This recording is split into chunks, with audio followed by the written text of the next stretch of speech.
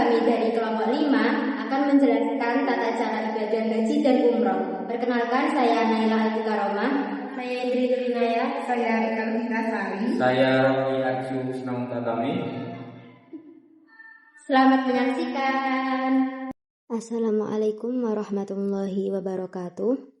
Sebelum memulai praktik ibadah haji dan umroh, alangkah baiknya kita mengetahui apa saja pengertian, macam-macam, rukun, dan hal-hal yang perlu diperhatikan dalam ibadah haji dan umroh. Yang pertama, pengertian haji dan umroh. Pengertian haji yaitu, menurut bahasa, haji bermakna al-qasdu yang artinya menyengaja. Sedangkan menurut pengertian syariat, haji berarti bersengaja mendatangi atau mengunjungi Baitullah atau Ka'bah untuk melakukan beberapa amal ibadah dengan tata cara yang telah ditentukan dan dilaksanakan pada waktu tertentu pula, sesuai syarat-syarat yang ditentukan oleh syariat dengan niat ikhlas semata-mata mencari ridho Allah Subhanahu wa Ta'ala. Haji dilaksanakan pada bulan Dzulhijjah dan hukumnya wajib bagi setiap muslim yang mampu, baik secara fisik, mental, maupun finansial, minimal sekali seumur hidup. Kemudian, pengertian umroh. Sementara itu, umroh secara bahasa bermakna ziarah. Sedangkan, menurut pengertian syarak, umroh ialah menziarahi Ka'bah dengan melakukan ibadah tawaf di Ka'bah, berlari-lari kecil antara Safa dan Marwah, serta mencukur atau menggunting rambut. Umroh dapat dilaksanakan kapan saja sepanjang tahun. Ibadah umroh sering disebut haji kecil karena tata caranya lebih sederhana dibandingkan haji. Dan ibadah umroh hukumnya sunnah menurut mayoritas ulama. Selanjutnya, macam-macam haji. Macam-macam haji dibagi menjadi 3. Yang pertama, haji ifrad. Haji ifrad adalah pelaksanaan ibadah haji dengan mendahulukan haji tanpa mengerjakan umroh terlebih dahulu.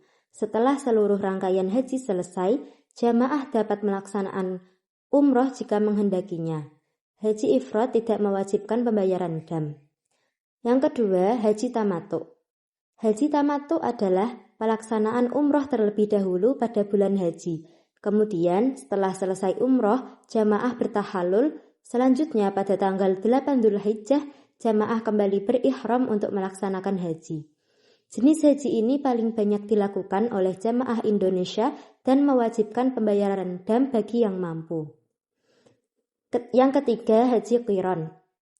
Haji qiran adalah pelaksanaan haji dan umroh secara bersamaan dalam satu kali ihram. Jamaah berniat untuk haji dan umroh sekaligus tanpa bertahalul di antara keduanya hingga seluruh rangkaian ibadah selesai. Haji qiran juga mewajibkan pembayaran dam bagi yang mampu. Selanjutnya, syarat wajib haji dan umroh. Seseorang wajib menunaikan ibadah haji apabila memenuhi syarat berikut. Yang pertama, beragama Islam. Yang kedua, baligh atau telah dewasa. Yang ketiga, berakal sehat. Yang keempat, merdeka atau bukan hamba sahaya.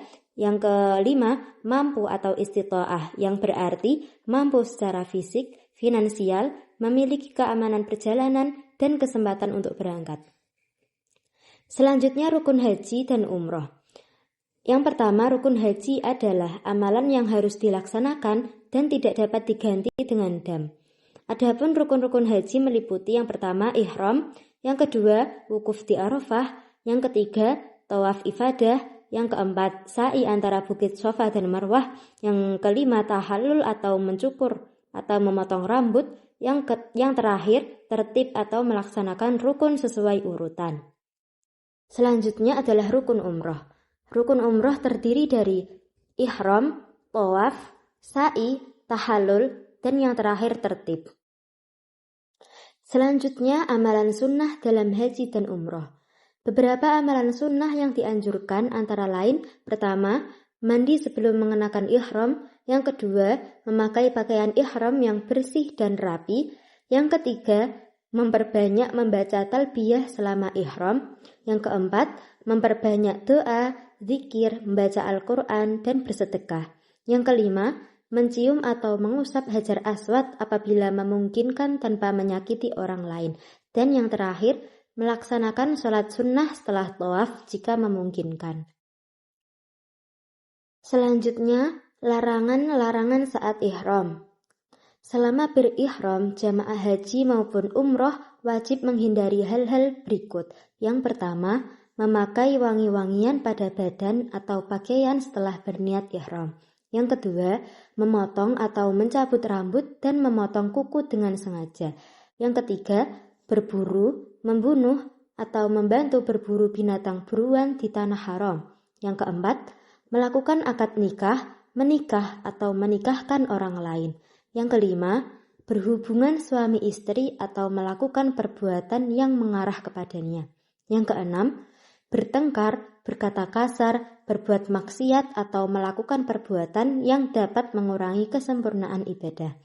Yang ketujuh, bagi laki-laki, larangan memakai pakaian yang dijahit sesuai bentuk tubuh serta menutup kepala dengan penutup kepala yang melekat.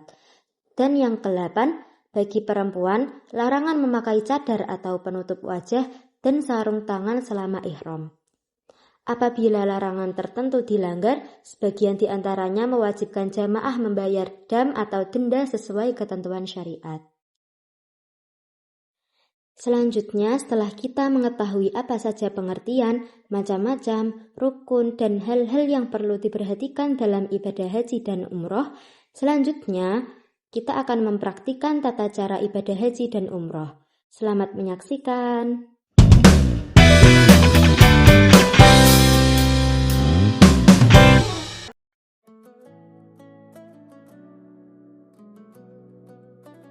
Niat haji sekaligus umroh. Bismillahirrahmanirrahim. Nawaitul hajja wal umrata wa aqarru bihima lillahi ta'ala.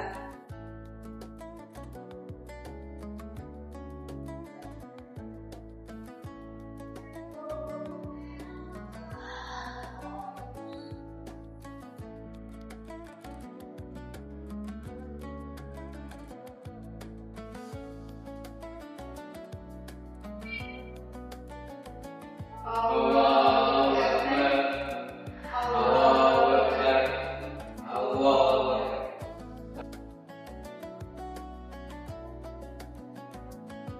Labbaik Allahumma labbaik. Labbaik la syarika lak. Illal hamda wa ni'mata.